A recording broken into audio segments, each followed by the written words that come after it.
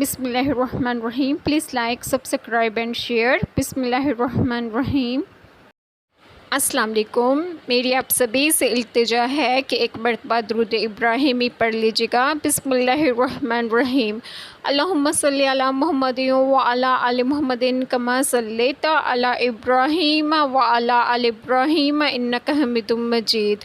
اللہم بارک علی محمد وعلی آل محمد کما بارکت علی ابراہیم وعلی آل ابراہیم انک حمید مجید. بسم اللہ الرحمن الرحیم. پھر ہم نے موسیٰ علیہ السلام اور اس کے بھائی ہارون علیہ السلام کو اپنی نشانیوں اور کھلی دلیل کے ساتھ بھیجا.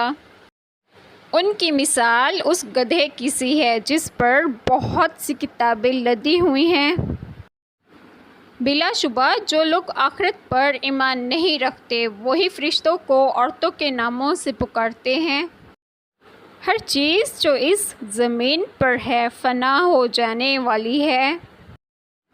تم فرماؤ وہی ہے جس نے تمہیں پیدا کیا، تمہیں سننے اور دیکھنے کی طاقتیں دی اور سوچنے سمجھنے والا دل دیا، مگر تم کم ہی شکر ادا کرتے ہو. ایسا لگے گا کہ غصے سے ابھی پھٹ پڑے گی جب اس میں ایک گروہ پھینکا جائے گا تو ان سے جہنم کے داروغے پوچھیں گے کیا تمہارے پاس کوئی خبردار کرنے والا نہیں آیا تھا؟ اور یہ کہ ہم میں سے کچھ بے وقوف ہیں جو اللہ کے بارے میں جھوٹی باتیں بولتے تھے. اور جب کافر اپنے گھر والوں کے پاس لوٹ کر جاتے تو ہنستے ہوئے مزے لیتے ہوئے جاتے تھے.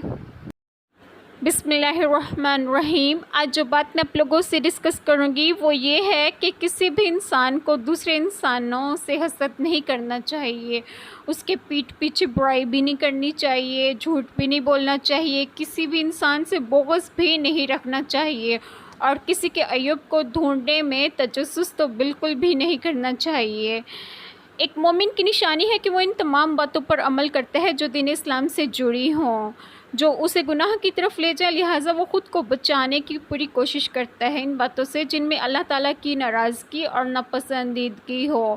اللہ تعالیٰ ہمیں ہر گناہوں سے بچائیں اور ہر ان باتوں پر عمل کرنے کی توفیق دیں جو دین اسلام میں ہیں، اور اللہ تعالیٰ ہمارے سبھی کے تمام گناہوں کو معاف فرمائے اور ہمیں صراط مستقیم کی راہ پر گامزن کرے، اور آپ سبھی کو آپ کے گھروں میں خوش و خرم رکھیں اور صحت و تندرستگی بھی دیں. آمین. جزاک اللہ خیر.